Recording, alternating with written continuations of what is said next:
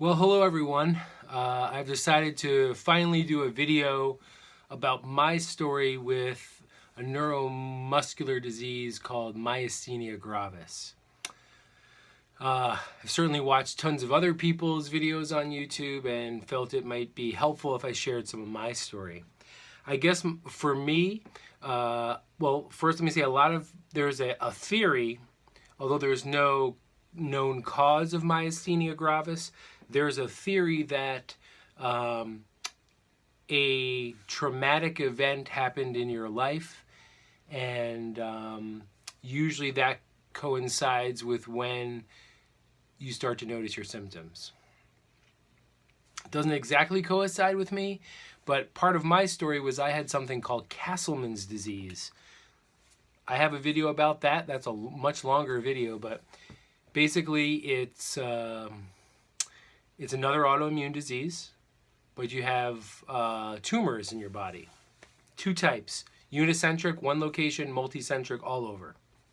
I had unicentric, a neck tumor that was super large. They told me I had lymphoma at first because they couldn't figure it out. Eventually, long story short, multiple biopsies, sent away to the Armed Forces Institute of Pathology, which finally determined it was this super rare autoimmune disease called Castleman's disease. I live in Maine. I was treated in Massachusetts for that because they wanted a very special surgeon to remove it. Although originally it was just a biopsy, and they ended up removing it because the biopsy was going bad. Anyway, that was removed at least 3 years ago. I've been in remission. But since that time, something weird happened to me. My first symptom for myasthenia gravis was that I was losing my voice. I was at a job where I was on the phone a lot, and in the afternoon I was having a difficult time. I also do a lot of radio work, so I listened to my voice a lot, and I said to my wife, do I sound nasally or weird to you? She's like, I don't know what you're talking about. But then like a week later, she's like, I think I know what you're talking about. So when I spoke, it sounded like this. That's what I talk like all the time. It was really dramatic and very noticeable because it was getting worse and worse every week. I thought it was my adenoids in my nose. So I went to the ear, nose, and throat specialist who helped me with my neck tumor. He checked it out and was like, I think it's neurological. So I was like, neurological? Are you kidding me? Like, not what I thought at all. Thought it was a sinus thing. So where I'm in Maine, it's, half my state's all in the woods. So to see a neurologist is like a 3-month waiting period. Since I already had a relationship with the Leahy Clinic in Massachusetts, I got on, and I was doing follow-ups for Castleman's disease, I was able to see a neurologist in Massachusetts. Very quickly, they identified that I had, or suspected me for myasthenia gravis, gave me some Prednisone, and I don't know what it's called, gave me I have a piece of paper, Lambert-Eaton evaluation, I think is what it was, and that said that I had the typical antibody profile of someone with myasthenia gravis. So that was like, that's what you have. So they started me off on Prednisone, which tends to be the first medicine that they give to people with myasthenia gravis. I may start saying MG, and that's what myasthenia is, a shorter way of saying it. Prednisone, I think, is like the medicine that they give to like troops who are exposed to like nerve gas in war. But what that does is it helps with the communication issues that people with MG have. Prednisone helped a little bit, but certainly didn't improve my symptoms. And then I started getting a droopy eye, which is more like the ocular MG, and that's like what most people associate as the main symptom. So often it was this eye, so I was like this all the time, especially as like 3:30, 4 o'clock as the end of the day starts coming around and I start getting extra tired. I was like this, sometimes talking like this. So I was kind of a mess. So since that time, they transferred me from the first neurologist I saw. Once they knew I had myasthenia gravis, they transferred me to an MG specialist. And I'm very happy with who I have right now.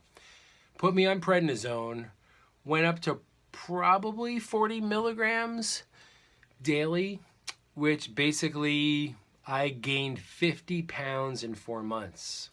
That was tough. And so I didn't like that. Lots of all the classic prednisone side effects, moon face and sweating all the time, starving, did I say mood swings, memory loss. So I didn't like prednisone at all and wanted my doctor to get me off of it. So we started weaning off of it and working our way down, and now I've been on Immuron. I'm just going to skip ahead off topic and go all tangenty. I've done a lot of myasthenia gravis research since I was diagnosed in the summer of 2015. And people have it so much worse than I have. I have yet to try IVIG, which is a very common treatment. But after like I was saying, I wanted to get off prednisone. So my doctor, looking at my situation, my symptoms at this point are swallowing issues, my droopy eyelids, just general muscle weakness, difficulty walking, and difficulty talking. So with the concern about the swelling, my doctor says I have to stay on prednisone for now. But we've been weaning off of it. I've gone from 40 milligrams to 2.5 milligrams every other day. That's the smallest amount she'll let me be on without completely getting off of it. Because I'm like, I want to completely off of it. She's like, not yet. So now we're trying Immuron, which I had a lot of concern about going on to, because way back in the 50s, that was considered chemotherapy, although it wasn't strong enough to be chemotherapy, and so now it's been used for other disorders like MG. I've been lucky I haven't had an MG crisis. And my current situation is I have lost that 50 pounds from prednisone. My goal is to still get off prednisone. I'm at 100 milligrams of Immuron right now, but my doctor's goal is for me to be symptom-free, like pretty much almost every day. So we're going to be moving from 100 milligrams to either 125 or 150 milligrams on Immuron. We're going to go up for a while and see what happens. It's kind of where I'm at right now. Along this process, I have been experimenting with different types of natural remedies. I didn't say cures, but I'd like to find a cure. All the medicine that I've been given is all treating side effects. Nothing is focused on a cure.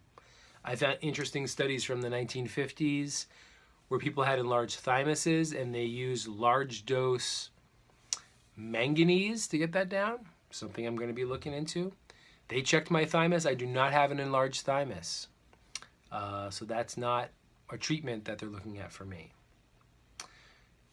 That's basically my story right now. In the future, maybe I'll give an update. If you have questions about myasthenia gravis, and I can answer them in the short 2 years or so that I've had it, I'd be glad to help you. But I'm also going to do something else. I'm going to make some videos about some of the more natural remedies that I've had some success with, and the things that can help you that aren't your traditional medicines. So although I post all sorts of weird videos on my channel that have nothing to do with myasthenia gravis, I encourage you to still subscribe and to look for those videos. My goal is to try to do maybe one a month, maybe for a year. So that'd be 12 videos all on natural remedies. But there's enough stuff out there, and I think I could give you advice on a couple of those things. So thanks for listening. I hope this has been informative and if not that entertaining. And please check out some of my other videos that I intend on doing shortly. All right, take care. God bless.